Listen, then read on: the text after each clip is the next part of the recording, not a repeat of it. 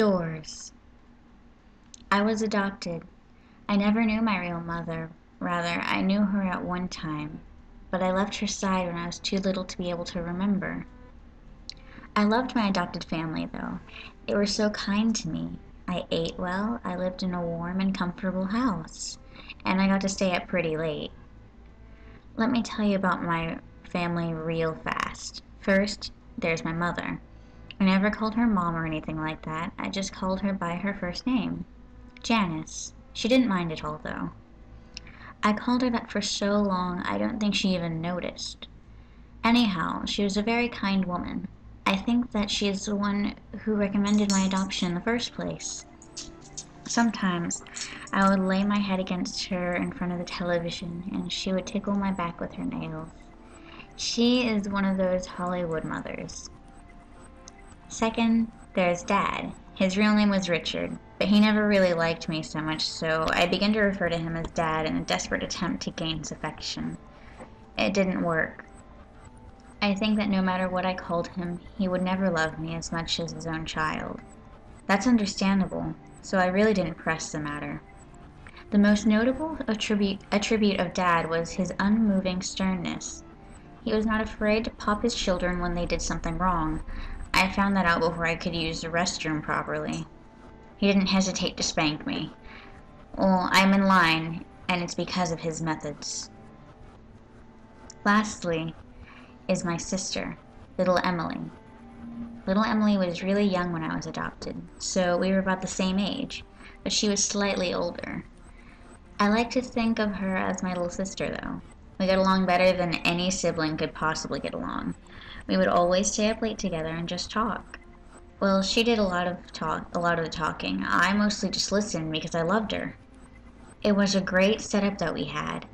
We were short in bedrooms, so because I didn't want to sleep in the living room by myself when I was littler, I had a pallet set up for me next door to the bed on the floor. This is where I have slept since. But it was cool with me because I enjoyed being with her, and I had always felt pretty protective of my little sis. Everything changed on a horrible Wednesday night. I was home taking a nap when little Emily opened the door. The sound of the door opening pulled me to a state of consciousness, and I walked from the room, down the hall, into the living room. That's when I first remembered it was Wednesday. I was never any good at keeping track of what day it was. Actually, I'll just go ahead and say it. My sense of time was horrible. But nevertheless, I knew it was Wednesday because Emily had just come home from her church's youth group gathering. She walked in the front door and hugged me, and then was followed in by Dad and Janice. "You have a good nap, Janice?" I said teasingly as she ruffled my hair. I just shook my head away and snorted in a manner that clearly expressed that I was teasing back with her. "Don't you snort at your mother like that," said my father gruffly with authority. He shut the door behind him and hung up his coat. "I was clearly joking," I growled under my breath. He must not have heard me because I didn't feel him smack me. Emily then proceeded to her room, and I followed. She started telling me about her day. You know, usual teenage bullshit. My list seemed so that she would feel better. After a summary, she suggested watching TV. I approached and jumped on the couch as she was going for the remote. She rolled her eyes and looked over her like maturity and scooted me over into that family. The TV turned on, and we watched together until the sun went down.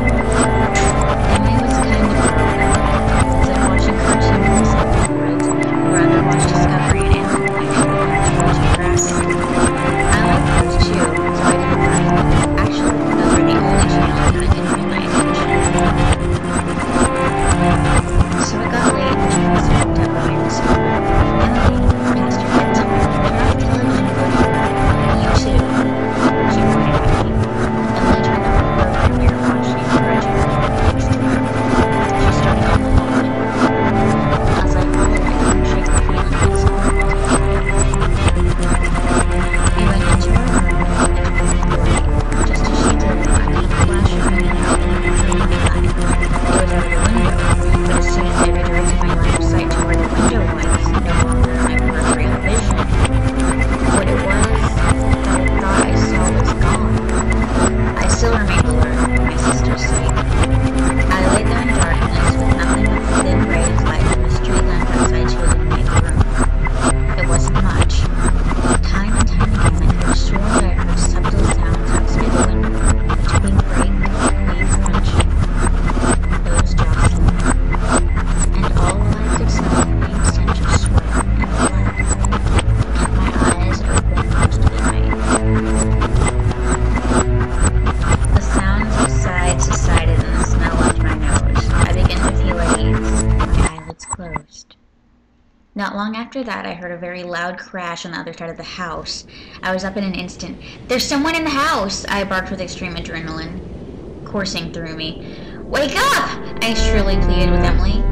She did, and as soon as I saw her sit up, I ran to my parents' room. Dad was dead. His neck was splayed open, and gaping as blood spilled out of it, off of the bed, and onto the floor. I saw that the master bathroom's door was closed, and just before it, on the outside, was a man. A man. I don't feel comfortable calling him that. He was very large and rugged. He turned around and saw me. That's when I saw him accurately for the first time. I won't forget it. His eyes were large and beady and travel-focused. He was styling and bearded, but with an elegant temper. His clothes were dirty, his face was cold. He just behind me sitting there was soft sweat and blood. But this time it was overwhelming. He saw me and grinned, said with crooked yellow teeth. He smiled at me. I thought I was going to die. Then he turned back to the bathroom, completely unperturbed by my presence. I was terrified and didn't know what to do. I just yelled and cried. I watched as he shouldered over without his mom's only permission. I watched as he raised the large razor from his earring, and had obviously neglected to use it properly. I watched as he sliced her open and tore to shreds. And I heard someone laugh, but I wanted to hear. It was Emily screaming coming from behind me. The large monstrosity looked up from my butchered mother and stared at my little sister. I was distraught. He stood up and quickly started walking towards us. I seized her and ran, and I was a lost when he bypassed me and went straight after her. Why was she still in the house? Had she not assessed the situation and run? Apparently not, and now she was dead and I was alone. I ran after them both. I expected the man to kill her as he had the rest of my family, but I was mistaken. He grabbed her by the arm and jerked her away to make it clear that he was in control. He dragged her through the house. I was making all the noise I could now, hoping and praying that there was someone who would come to my aid. He mustn't take her, not her. As he passed me, I backed against the wall and whimpered in terror. Why? He didn't respond except by putting his free hand on my head while Emily screamed in the other and sang, "Good boy." He gave another crooked grin and very cold, unnatural laugh. I followed him to the door where he dragged my helpless sister after him. He opened it, pulled her out, and slammed it shut behind him. I am now sitting in the house with my mutilated adopted parents, shivering